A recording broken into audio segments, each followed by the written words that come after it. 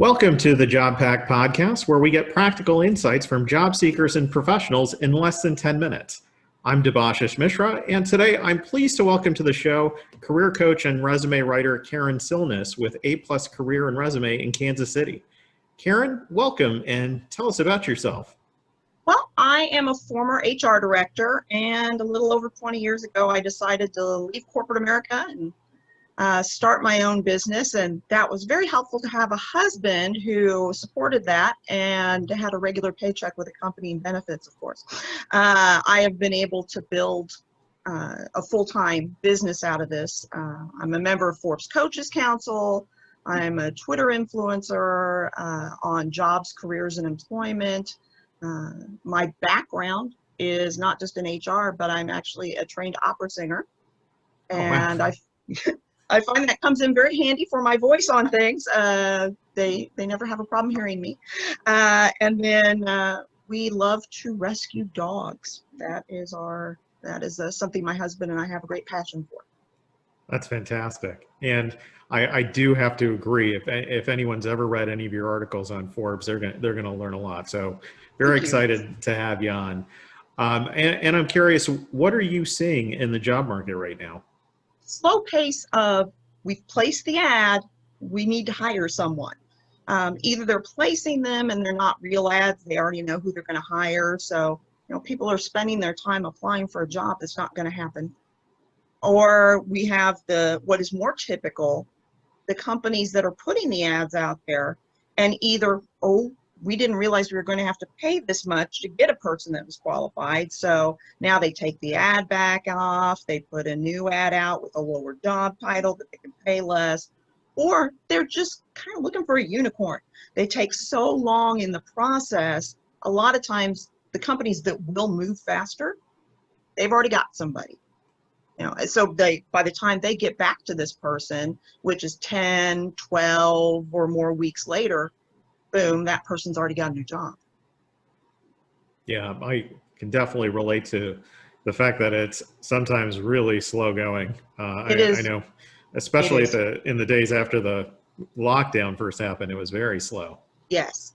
And understandably slow from that perspective because companies weren't sure how the interview, hiring, and onboarding process was going to happen after that. And it took a little while to get everything online and make sure everybody was comfortable with the process. But as far as hiring, ever since probably about June or July last year, companies should have had their act together on that. And quite frankly, this was going on before COVID, so it's not really a huge. Sure. So in this kind of environment, how do job seekers stand out? Well, number one thing that they need to know is they need to go clean up their social media. I can't begin to tell you how often the job seeker gets into the interview process. They look great on paper, and then they go and look at their social media, and now they're no longer under consideration. And that has become a pretty big problem.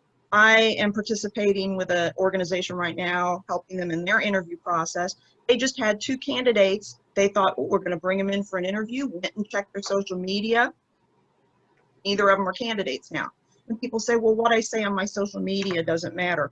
It does, because it says a lot about what you're going to do in the workplace. If you have an negative, I say comment history towards people who don't believe as you do, or you are very, very opinionated, perhaps in a way that is maybe considered over the top, you're going to have a problem in your job search. Yeah, it makes sense. I think a lot of people don't think about that. They do not. And as they start this process. It's such a big thing where people don't realize they're not getting considered because of that. We got a phone interview, we all sounded great, they went and did the check, boom. In the background check, a lot of times they are checking the social media, and people think their Facebook in particular is private, not even remotely. If you know one little simple thing, you can look at people's profiles. Unless they're not active at all on Facebook, you can look at their profiles. Right. So a lot of HR people know that little hack. Video interviewing, the issue of staring down, not looking at the camera, You want to engage your audience. Your audience, that's the interviewers. So looking at yourself or looking at them on the screen is such an urge. We just have that into our head. We have to look at someone's face. Well, we have to avoid that for the interview process. Another thing is avoiding that one-page resume. It doesn't mean that there aren't groups of people who have one-page resumes. There are, but most people have a 2 or 3 page resume. It doesn't hurt them. I've been doing this for 21 years, and it's not a problem. And in fact, the one page creates its own issue because a lot of times what happens is you don't have enough information on it in order to get past the keywords and key phrase scanner, or when you get into the actual review of the resume by a hiring manager, they don't have enough context of what you've done in order to make a good decision on whether you move forward in the hiring process, which usually means you don't. Right. If there was one thing that was maybe say the most impactful, if you know, there was one piece of advice that everyone absolutely should do that's going to make the biggest impact to their job seeking success, what would that be? Frame your bullet points on your resume, your interview answers, because so many of them are of the behavioral nature, in what I call the CAR acronym: challenge, action, result. Keeps things pretty succinct. It also keeps things in an order. Instead of you starting to talk and then you're over off in left field someplace and then you come back, and that's a major complaint of interviewers, or we're just not sure what to say. If you write down a lot of specific things you've done in your career, especially as it relates to the keywords and key phrases you continue to see in job ads and hear about that relate to your job, you're going to have a significant increase in the success of your interviews, how your resume gets through these systems, and what the hiring managers will see on the other side, and the HR/recruitment people, in order to say, yes, this is a person we should talk to further. Yeah, the CAR method is so important to this process, especially Yes. getting really concise answers on those questions. Anyone can use it. Anyone can use it. It applies to every interview process. They actually have in the applicant tracking systems, which is where they're analyzing the keywords and key phrases, in a lot of systems, a actual thing that says, hey, based on these things, these parameters, here's the behavioral interview questions you should ask. Right. So they're getting them spit out at them by the applicant tracking system for the interview process. That's really fantastic insight. Thank you. And I'm just curious, what was your first job? My first job was a totally full-time, out-of-college job, was as an office manager, and it's where I learned about human resources.